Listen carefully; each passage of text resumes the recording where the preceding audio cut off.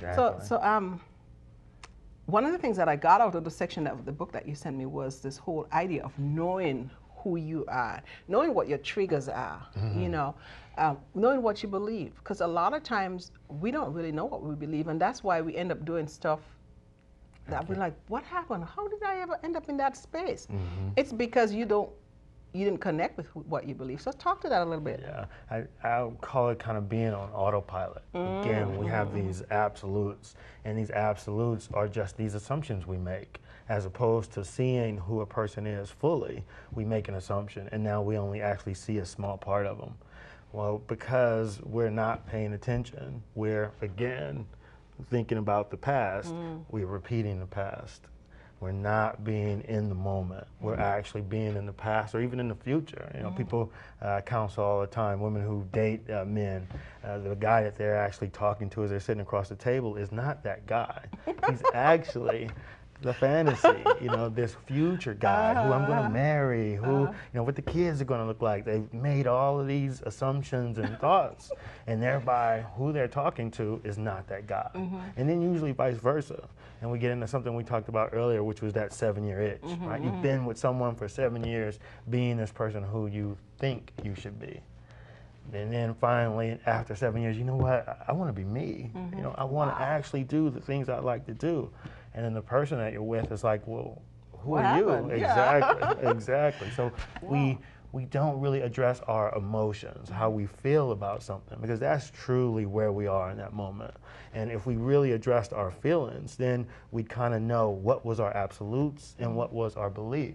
Because an absolute tells you this is how things have to be. So that guy sitting there, he absolutely has to be this one way to marry me. And now he has to fit in these certain parameters, and we become rigid. We become tense. We become negative.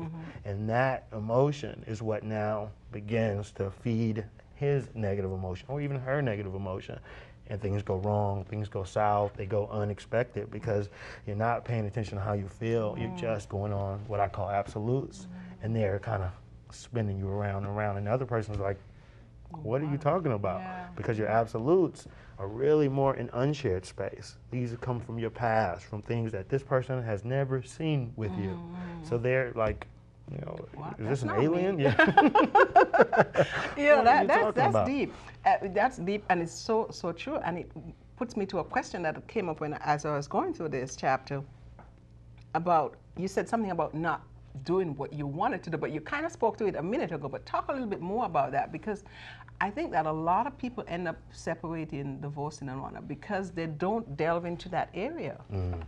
Yeah, you know, I've married 22 years, but probably about 10 years ago, we separated for 2 years. I got to the point to where I thought I did everything I was supposed to do, right? You watch television, you see that you're supposed to be, you know, the husband, the job, the 2 cars, the home, the kids, the dog, everything, you know. I got there, had everything, you know, and of course, again, kid from South Central LA, so everything was a fantasy for me. I never expected to make it as far as I had made it, and even as far as I'm still making it. Right. So I began to say, you know, to my wife, you know, well, you're not doing this. You're not this wife. You're not this, this, and this, and this. And all of these assumptions again, all these absolutes begin to cause that wedge. I'm expecting her to be this way as opposed to allowing her to be who she is. When you can allow someone to be who they are, then they wind up expanding who you are. But when you're not, then of course, these are the things that you're limited by. You can't really grow into a relationship if you're expecting the relationship to only be this one thing. So me, I'm expecting it to be this one perfect thing, and it should bring me happiness as opposed to me bring my happiness to it. So I left thinking, you know, she can't make me happy. And went out in the world and began to do, again, what TV tells you you're supposed to do as a guy, what other men tell you, all these, again, absolutes and assumptions of what I should be. So as I go out, I live that life, I began to grow in my computer career. And I went up $10,000, $20,000. They're having me name my salary. And again, you know, with my past, I'm like, wow, you know, everything was moving. And I wind up dating all kind of women from different races, just doing what I thought or I believed was the great thing for a guy to do.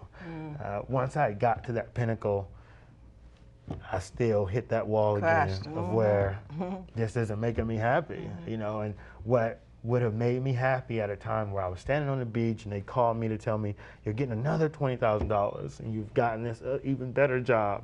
You know, I'm at my buddy's house at the beach and all I could think is, man, I wish I could share it with her, because that joy of that conversation would have been so great.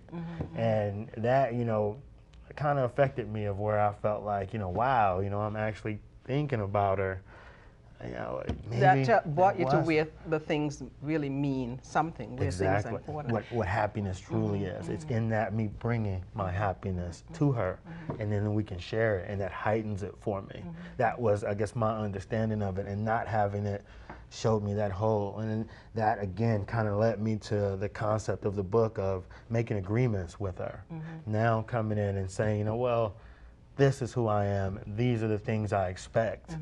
Whether they're right or wrong, these are the things I expect, and we can discuss them. And now from that point of view, we can have a relationship of where now we're just trying to understand each other's points of views, as opposed to just assuming again, oh, they're crazy. Oh, they're, you know, not all there.